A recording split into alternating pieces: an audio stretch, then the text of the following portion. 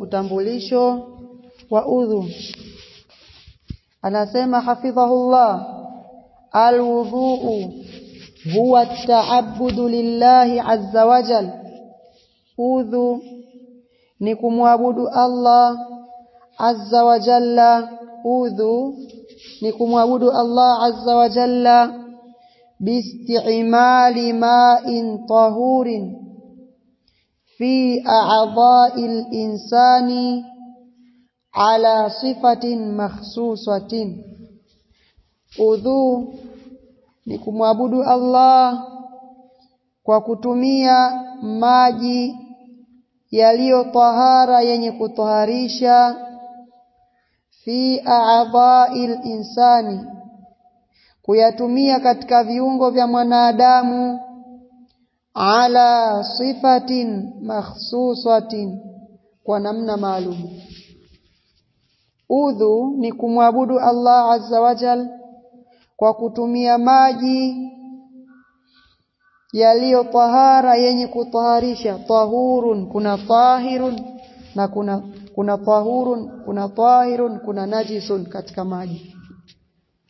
Na baadhi ya wanazuoni wa fiqh wanagawanya kwenye vigawanyo vitano: mushammas na mfano wake, musta'mal na mfano wake. Ala kulli hal, usahihi kwamba yanagawanyika kwenye vigawanyo vitatu maji: kuna tahurun, kuna tahirun, kuna najisun. Maji ambayo ni tahur, yani ni maji ambayo tahirun fi nafsihi mutahhirun li ghairihi, yenyewe ni tahara kwa dhati yake na yanataharisha chengine, yanaitwa tahurun. Wa anzalna minas samai ma'an tahura. Na kuna tahir ambayo yani ni tahirun fi nafsihi faqat, ni maji yaliyo tahara kwenye nafsi yake tu, hayataharishi kitu chengine. Kwa mfano maji ya nazi au mgomba ule, ukiuminya ule unatoa maji, yale ni tahara, lakini hayataharishi chengine. Uweze ukatumia maji ya nazi kutawadhia, wala maji ya mgomba kutawadhia, wala uweze ukakamua juisi ya machungwa, na yenyewe maji yale, lakini tahir, sio tahur. Yani ni tahara tu kwa dhati yake, hayataharishi chengine. Uweze sasa ukakamua machungwa ukatawadhia. Soda ni tahir, sio tahur. Uweze ukatumia soda kutawadhia kwa sababu ni tahirun, yenyewe ni tahara kwa nafsi yake, lakini haitaharishi chengine. Kwa hiyo itafaa kwenye matumizi yake tu, haitofaa kwenye matumizi ya kuondoshea najis wala hadath. Tumeelewana? Kwa kuna maji ambayo ni tahir na kuna tahur af tahir kisha najis. Hii tahur yaingia maji aina nyingi sana. Maji yaliyotumika hapo yataingia hapo kama ametumika kwa kuondoshea kitu, yani kwa ametumika kwenye kitu ambacho ni tahara, si najis, yanabaki kwenye kwamba ni tahiri, lakini sio tahuru tena kwa kuwa yashatumika, hayawezi kutoharisha mara ya pili, mfano wa vitu kama hivyo. Kisha kuna najis, maji ambayo imetuka ndani yake najis, yakawa yako chini ya kullataini au yako zaidi ya kullataini, lakini yamebadilika kwa sababu ya najisi iliyotuka ndani yake, yamebadilika ladha au rangi au harufu, anaitwa najis. Ala kulli hal, udhu huwa ta'abbudu lillahi azza wa jal, ni kumwabudu Allah azza wa jalla biisti'mali ma'in tahurin, kwa kutumia maji ambayo ni tahara, yenye kutaharisha, fi a'dha'il insani, kuyatumia kwenye viungo vya mwanadamu, ala sifatin makhsusatin, kwa namna maalum. Fadlul wudu, ubora wa udhu. Fadlul wudu'i, ubora wa udhu. Qala Allah ta'ala, anasema Allah aliyakuwa ametukuka, inna Allaha yuhibbu at-tawwabin wa yuhibbu al-mutatahhirin, hakika Allah azza wa jal huwapenda wenye kutubia na huwapenda wenye kujitaharisha. Wa an Abi Hurairah radhiyallahu anhu qala rasulullah sallallahu alayhi wasallam, tumeanasema idha tawadda al-'abdu al-muslimu au al-mu'minu, atakapotawadha mja muislamu au muumini, faghasala wajhahu, akaosha uso wake, kharaja min wajhihi kullu khati'atin nadhara ilaiha bi'ainaihi, kutoka usoni kwake kila dhambi aliyoitizama kwa macho yake. Ma'al ma, inatoka dhambi hiyo pamoja na matone ya maji, au ma'a akhiri qatril ma, au na lile tone la mwisho la maji. Na ndio hapo wanazuoni baadhi wakapendekeza kutojifuta yale maji, yani kutojikausha maji ukitawadha, iache yakauke yenyewe, usijikaushe, usiyalazimishe kukauka, sababu kila tone moja linaanguka na dhambi. Sasa kule kuyafosi kunaondosha makusudiwa haya. Fa idha ghasala yadayhi kharaja min yadayhi kullu khati'atin kana batashatha yadahu ma'al ma, akiosha mikono yake hutoka mikononi mwake kila dhambi ambayo imeguswa na mikono yake, dhambi hizo hutoka kwa yale maji. Au ma'akhiri qatril ma'i, au hutoka hizo dhambi zilizoguswa na mikono na lile tone la mwisho kutoka mikononi la maji. Pamoja nafasi ya udhu hiyo. Fa idha ghasala rijlaihi, akiosha miguu yake, kharajat kullu khati'atin mashatha rijlahu ma'al ma, hutoka kila dhambi ambayo imetembea kuielekea dhambi hiyo miguu yake, dhambi hiyo hutoka ma'al ma, pamoja na maji ambayo unaoshea kwayo mguu, au ma'a akhiri qatril ma, au dhambi hiyo hutoka pamoja na lile tone la mwisho la maji. Hata yakhruja naqiyan min adh-dhunub, mpaka muislamu huyu anatoka kwenye udhu aliyakuwa katakasika na madhambi. Hadithi hii kaitopokea Imam Muslim rahimahullah. Fadhila za kutawadha hizo. Fadlul wudhu'i was-salati ba'dahu, ubora wa udhu na ubora wa kuswali baada ya udhu. An Abi Hurairah radhiyallahu anhu, kutoka kwa Abu Hurairah Allah mridhie, qala Rasulullah sallallahu alayhi wasallam, amesema mtume wa Allah sallallahu alayhi wasallam ali Bilalin, kumwambia Bilali, inda salati al-fajri, wakati wa sala al-fajiri, ya Bilalu, ewe Bilali, hadithni biarja amalin amiltahu fil islami, hebu nipe habari, nisimulie mimi amali ambayo unaitarajia zaidi katika amali zako njema ulizozifanya kwenye Uislamu.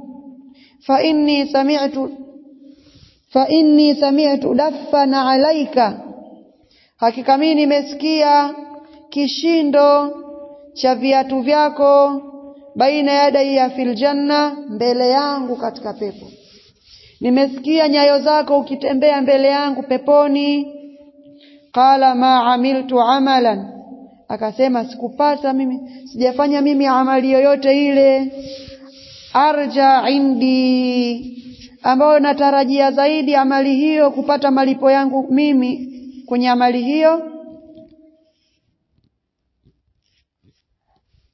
anni lam atatahhar illa anni, kuna illa hapo haipo illa anni au ghaira anni, isipokuwa mimi, lam atatahhar tuhuran, sijapata kujitaharisha tahara yoyote ile, fi saatin, katika muda wowote ule, lailin au naharin, usiku au mchana, illa sallaitu bidhalika tuhuri ma kutibalia an usalli, isipokuwa niliswali kwa ajili ya kujitaharisha kule, kutawadha kule, kile nilichoandikiwa kukiswali. Yani alikuwa akiswali raka 2 kila baada ya udhu.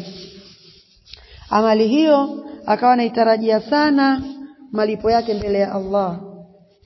Kwa hiyo ni sunna kuswali rakaa 2 baada ya udhu. Ukitawadha ni sunna kuswali rakaa 2 baada ya udhu. وعن عقبة بن عامر رضي الله عنه قال kutoka kwa Uqba ibn Amir Allah mridhia amesema qala Rasulullah sallallahu alayhi wasallama amesema mtume wa Allah sallallahu alayhi wasallam ma min muslimin yatawadhau hakuna muislamu yeyote anayetawadha fayuhsinu wudhu'ahu akaufanya vizuri udhu wake thumma yaqumu fayusalli rak'ataini kisha akasimama akaswali rakaa 2 muqbilun alayhima biqalbihi hali yakuwa amezielekea kwa moyo wake wa wajhihi na uso wake illa wajabat lahu aljanna isipokuwa muislamu huyo itamuwajibikia yeye kuingia peponi. Hapa tunajifunza mambo mawili, hadithi ya Bilal na hadithi ya nani? Ya Abu Amir, Uqba ibn Amir. Tunajifunza nini? Kwamba rakaa hizi 2 alizoziswali Bilali alizifunza Mtume sallallahu alaihi wasallam kama ilivyoonyesha hadithi ya nani? Ya Uqba ibn Amir, kwamba hakuna muislamu ambaye atatawadha vizuri kisha akasimama akaswali rakaa 2 baada ya udhu na rakaa hizo moyo wake kauelekeza kwenye rakaa hizo 2 na uso wake kauelekeza kwa Allah, moyo wake na uso wake vyote viko vimeelekea kwenye hizo rakaa 2 isipokuwa itamwajibikia pepo. Bilali kwa sababu ya kuyajua mafunzo haya ya Mtume sallallahu alaihi wasallam alikuwa kila akitawadha anafanya nini? Anaswali rakaa 2. Haimaanishi kwamba Bilali amezua kama wanavyosema wazushi. Tayari jambo hilo lipo kwenye mafunzo ya Mtume sallallahu alaihi wasallama. Sawa? Hadithi kaipokea Muslim pia kama alivyoipokea hadithi ya Bilal. Hadithi ya Bilal kaipokea Bukhari na Muslim na hii kaipokea Muslim. Furudhul wudu, faradhi za udhu. Ghaslul wajhi, kuosha uso ni faradhi. Wa minhu, na miongoni mwa uso, almadmadatu walistinshaku, ni kusukutua na kupandisha maji puani. Hapa kwenye kusukutua na kupandisha maji puani kuna alqadrul mujzi'u na alqadrul kamilu, kiwango chenye kutosheleza na kiwango kamilifu. Kiwango chenye kutosheleza ni kufanya vitu viwili kati ya vitatu kwenye kusukutua na hata kwenye kupandisha maji puani. Vitu vitatu vipi? Kuchukua maji ukayatia mdomoni, ukayasukutua kisha ukayatema. Kuingiza maji mdomoni ukayasukutua kisha ukatema. Hivyo vitu vitatu. Ukifanya hivyo vitatu, balaghta fil istinshaq, umefanya mubalagha, umefika ukomo wa kusukutua. Na kwenye pua, uchukua maji ukayatia kwenye tundu za pua,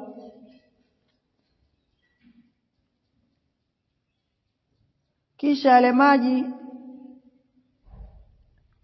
ukayatoa kwa nguvu. Na baadhi wanapendekeza na kuingiza vidole pia ukasugua kwavyo. Wa illa kuyavuta maji kwa tundu za pua kisha ukayatoa kwa nguvu. Ukifanya hivyo umefikia upeo katika kupandisha maji puani. Kiwango chenye kutosheleza kufanya vitu viwili. Ukichukua maji ukayatia ukaingiza mdomoni,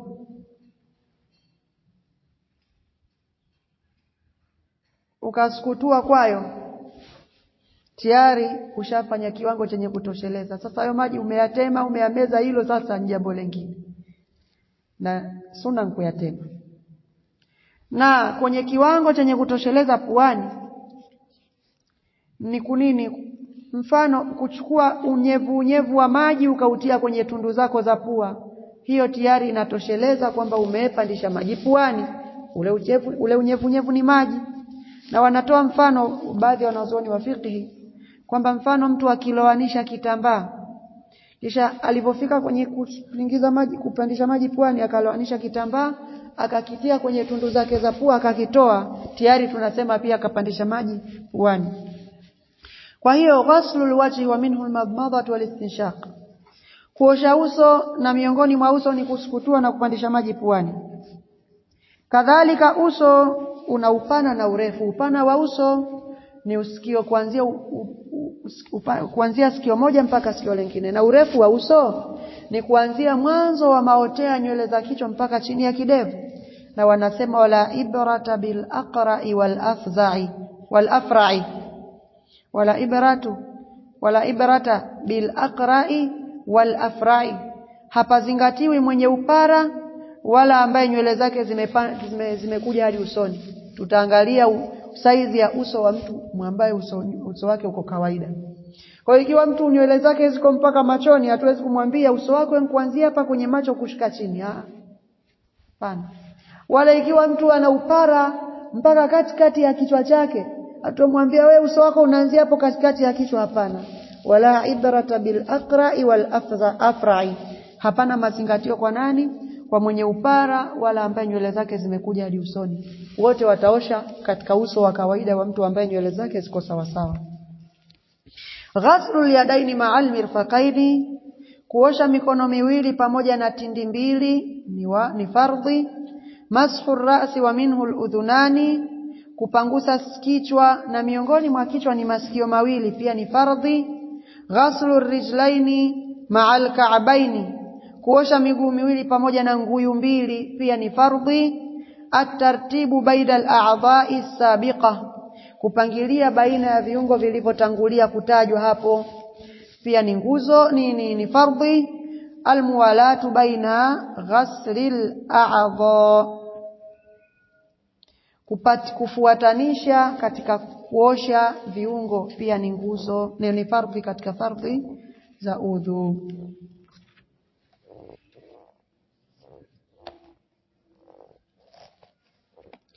Sunanul udhu, sunna za udhu. Anasema sunanul udhu'i, sunna za udhu: asiwaku, kupiga mswaki; ghaslul kaffaini thalathan, kuosha viganja viwili mara tatu; albad'u bil madmadati, kuanza na kusukutua kabla ya kupandisha maji puani; thumma listinshaqu qabla ghaslil wajhi, kisha kusukutua kupandisha maji puani kabla ya kuosha uso; takhlilul asabi'i, kuchanua vidole yani kusugua baina ya vidole viwili kwa kidole kingine vya miguu na vya mikono; at-tayamunu, kutanguliza upande wa kulia; al-ghaslatu thaniya wa thalitha, kosho la pili na la tatu ni sunna; ad-du'a ba'da al-wudhu, dua baada ya udhu nayo ni sunna; salatu rak'ataini ba'da al-wudhu, kuswali raka mbili baada ya udhu nako ni sunna. Wallahu a'lam wa sallallahu ala nabiyyina Muhammadin wa ala alihi wa sahbihi wa sallam.